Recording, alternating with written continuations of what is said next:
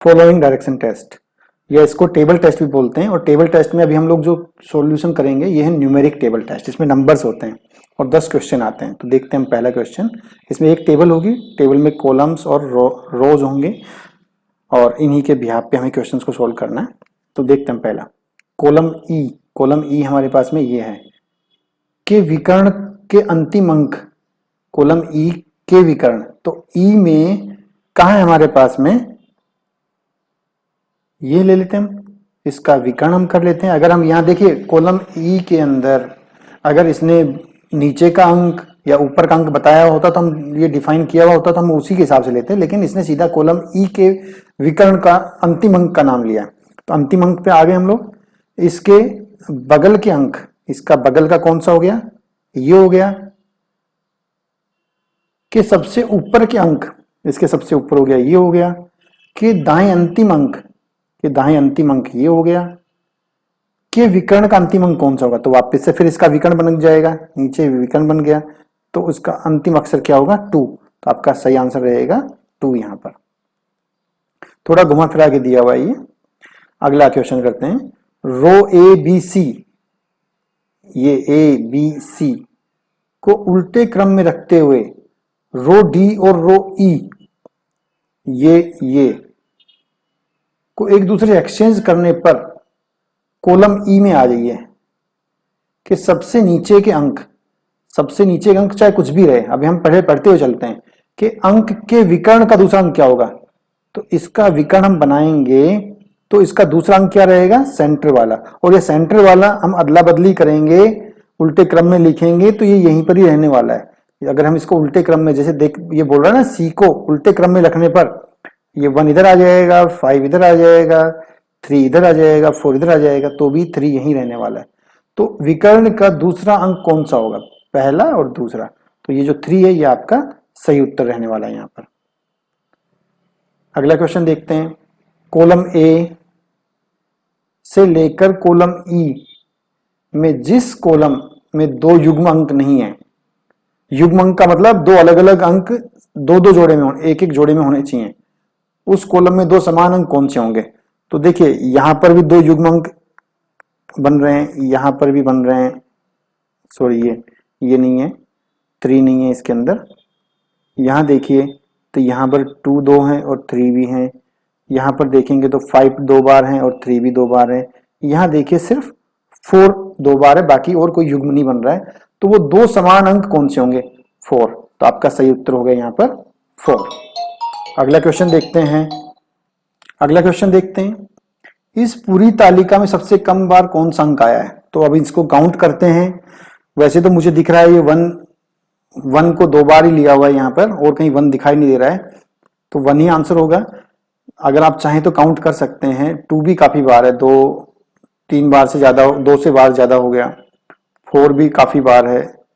तो हम इसको काउंट करने की बजाय हम 1 को यहाँ आंसर ले लेंगे, आपका टाइम बच जाएगा। कॉलम ए में 2 जोड़े के अलावा जो अंक मिलता है, कॉलम ए में 2 जोड़ों के अलावा जो अंक मिल रहा है, 1 जोड़ा 2 जोड़ा, ये अंक मिल गया। वह अंक किस रो में है, उस रो में कौन सा अंक युग्म है। इसमें कौन सा अंक युग्म है, ये युग्म है।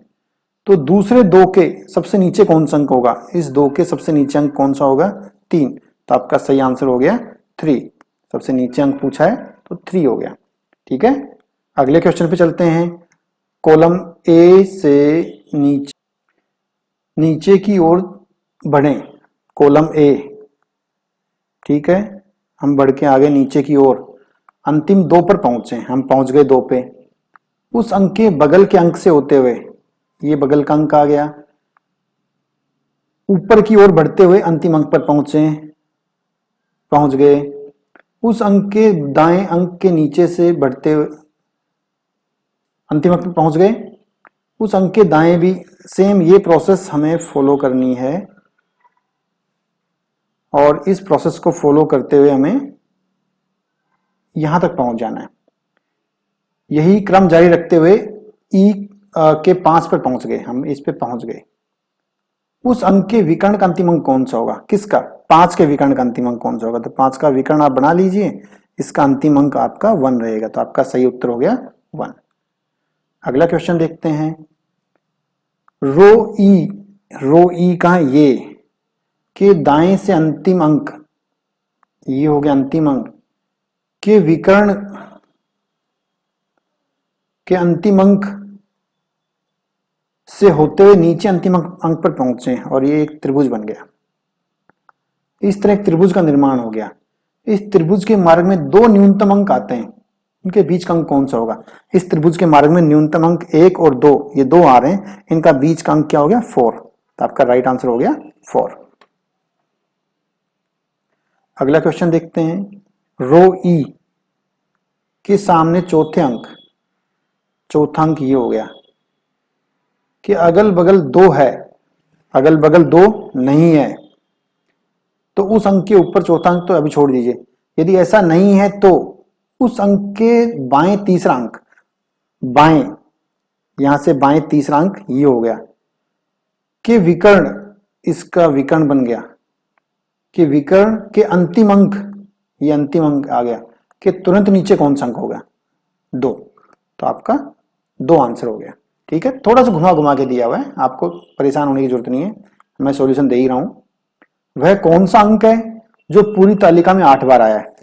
अब हमें ये गिनना पड़ेगा 8 बार कौन सा अंक आया है।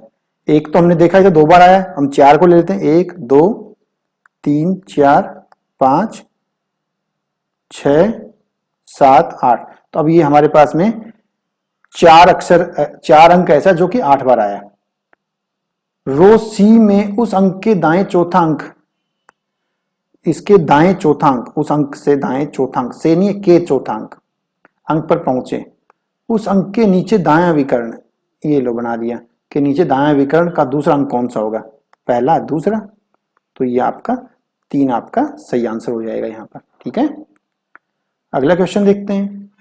रो ए से लेकर रो ई तक, यहां तक किस रो में कौन सा अंक 2 से अधिक बार आया है? तो फटाफट से देख लेते हैं। यहाँ 2 ही बार आया है, यहाँ 4 2 बार आया है, 2 बार आया है, यहाँ 3 2 बार आया है। यहाँ देखिए रो डी में 4 आपका 3 बार आया हुआ है। उन अंकों के बीच के अंक, इन अंकों का बीच का अंक, यानी 2 बार मतलब ज्यादा डबल आए तो उसके बीच का अंक 2 हो गया।